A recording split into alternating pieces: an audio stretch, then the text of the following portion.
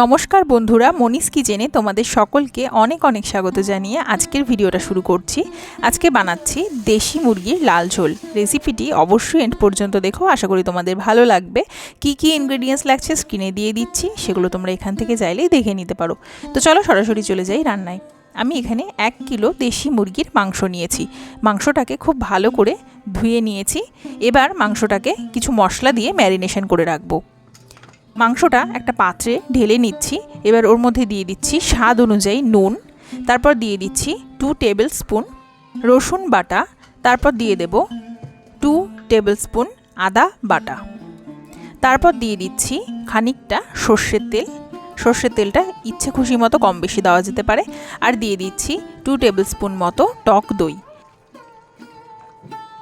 খুব ভালোভাবে মাংসটাকে ম্যারিনেশন করে নিচ্ছি মশলার সাথে। ম্যারিনেশন করা হয়ে যাওয়ার পর কমপক্ষে 1 ঘন্টা মাংসটাকে রেখে দেব। তো চলো এবার দেখিয়ে দিচ্ছি কি কি ভেজিটেবলস আমি নিচ্ছি আজকে রান্নায়। এখানে বড় বড় করে টুকরো করে কেটে নেওয়া পেঁয়াজ নিয়েছি, টমেটো নিয়েছি, আলু নিয়েছি, ধনেপাতা আর কাঁচা লঙ্কা। এবার চলে যাচ্ছি সরাসরি রান্নায়। প্রথমে দিয়ে দিচ্ছি সর্ষের তেল বেশ খানিকটা, তারপর ফোড়ন দিয়ে দেব গোটা জিরে 1 চামচ, তারপর দিচ্ছি শুকনো লঙ্কা 1টা। এখানে শুকনো লঙ্কা কম বেশি দেওয়া যেতে পারে।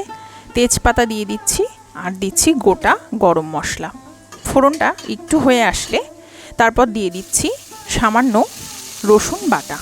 আমি এখানে 1 চামচ মতো রসুন বাটাকে ভালো করে ভেজে নিলাম। তারপর দিয়ে দিচ্ছি সম্পূর্ণ ম্যারিনেশন করে রাখা মাংসটা। খুব ভালোভাবে মাংসটাকে কষিয়ে নিতে হবে। আর এই স্টেজেই আমরা দিয়ে দেব বড় বড় করে টুকরো করে কেটে নেওয়া পেঁয়াজটা, যাতে করে পেঁয়াজটাও মাংসের সাথে খুব ভালোভাবে সেদ্ধ হয়ে যায় আর কষা হয়ে যায়। খুব ভালোভাবে একদম তেল ছেড়ে আসা পর্যন্ত মাংসটাকে কষিয়ে নিতে হবে। মাংসটা কষা হতে হতে ওদিকে একটা মশলার পেস্ট তৈরি করে নেব। এখানে নিয়েছি জিরে গুঁড়ো 1 চামচ, ধনে গুঁড়ো 1 চামচ, গরম মশলা গুঁড়ো 1 চামচ, লাল লঙ্কা গুঁড়ো 1 চামচ আর হলুদ গুঁড়ো 1 চামচ। ভালো করে জলের সাথে মশলাটাকে মিশিয়ে রেখে দেব খানিকক্ষণ। এখানে চাইলে ঈষৎ উষ্ণ গরম জলও তোমরা ব্যবহার করতে পারো, তবে আমি নর্মাল জলই ব্যবহার করেছিলাম। রেখে দেব মশলাটাকে মেখে বেশ খানিকক্ষণ মতো। আর দেখো এদিকে খুব ভালোভাবে মাংসটা কষা হয়ে গেছে, তেলও কিন্তু ছেড়ে এসছে। এই স্টেজে দিয়ে দিচ্ছি সমস্ত মশলা পেস্টটা। এবার আরও খানিকক্ষণ খুব ভালো করে কষিয়ে নিতে হবে। তবে এই স্টেজে আমি সামান্য জল অ্যাড করে নেব, যাতে করে মশলাটা পুড়ে না যায়। এবার ভালো করে কষিয়ে নিচ্ছি। এবার দিয়ে দিচ্ছি সমস্ত কেটে নেওয়া সবজিগুলো, আলু, টমেটো, ধনেপাতা আর সামান্য পেঁয়াজ। পেঁয়াজ আমি আগেও দিয়েছি, তবে এই স্টেজেও আরও খানিক পেঁয়াজ অ্যাড করে দিচ্ছি। সবজিগুলো দিয়ে মোটামুটি আরও 5 মিনিট মতো কষিয়ে নেব। আর তারপর দিয়ে দেব গরম জল। অবশ্যই গরম জল দিতে হবে, তাহলে মাংসটা খুব টেন্ডার হবে, না হলে মাংসটা শক্ত হয়ে যাওয়ার চান্স থাকে। খুব ভালোভাবে গরম জলের সাথে মাংসটাকে মিশিয়ে নিতে হবে। যেহেতু দেশি মুরগির মাংস সেদ্ধ হতে একটু সময় লাগে, সেই জন্য আমি আজকে প্রেসার কুকারে দিয়েই মাংসটাকে রান্না করছি।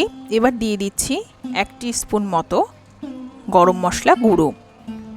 গরম মশলা দেওয়ার পর এবার আমি লিডটা আটকে দিয়ে মোটামুটি 2টো হুইসেল দিয়ে নেব। 2টো হুইসেল হয়ে গেছে। এবার যখন স্টিমটা পুরো বেরিয়ে যাবে তারপরে লিডটা ওপেন করব। আমাদের দেশি মুরগির লাল ঝোল কিন্তু একদম তৈরি। গরম গরম ভাতের সাথে এই রান্না কিন্তু একদম জমে যাবে।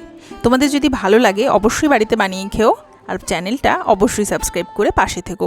সবাই ভালো থেকো, সুস্থ থেকো। আজকের মতো টাটা।